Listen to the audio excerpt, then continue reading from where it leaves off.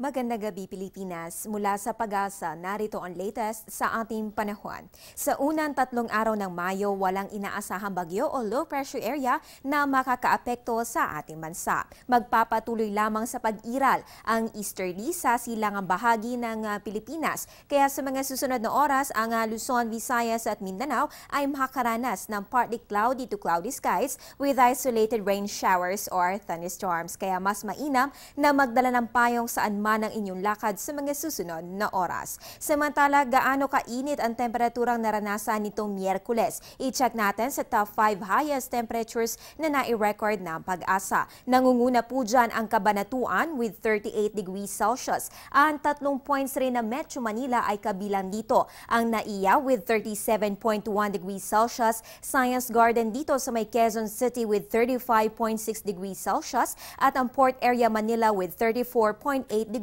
Celsius. Ayon sa Pag-asa, inaasahan ang pagtaas pa ng mga temperatura sa darating na Mayo. Ngayon, i-check naman natin ang heat index forecast na Pag-asa para bukas, unang araw ng Mayo. Dito po sa Metro Manila, ang ating inaasahan temperatura ay 39.9 degrees Celsius. Napakainit po niyan. Dito sa Metro Cebu with 37.4 degrees Celsius at 37.3 degrees Celsius sa may Metro Davao. Para sa iba pang impormasyon, antabayanan po ang aming pagbabalik.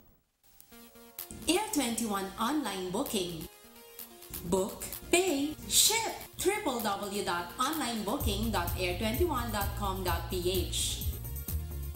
The first complete online platform for shipment booking, payment, and package pickup and delivery in selected areas in the Philippines. Another innovation by Air 21. Sagot ko, padala mo. Dahil sa madalang ang pag-ulan ngayong Abril, minarapat nating alamin ang estado ng mga pangunahing dam sa Luzon. Dito po sa Pantabangan at Magat, bahagyang tumaas ang level ng tubig pero dito sa Angat, 0.32 meter ang ibinaba ng water level. Dito po nagagaling ang supply ng tubig para sa irigasyon, pati na ang domestic consumption ng ating mga kababayan dito sa Metro Manila at mga karatig bayan. Pero wala pa naman po dapat ikabahala sa kakulangan sa tubig. Ganun pa man, inaabisuan ang lahat na maging wasto sa paggamit ng ating water resources. At para naman bukas, unang araw ng Mayo, sisikat po si araw 5:33 ng umaga at lulubog naman 13 minutes makalipas ang 6:00 ng gabi.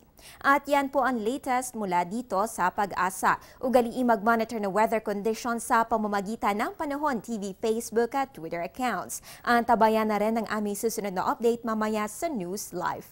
Ang update na ito ay hatid sa inyo ng Panahon TV kung saan walang pinipiling panahon ang pagbibigay impormasyon. Ako po ang inyong weather girl, April Enerio. Magandang gabi.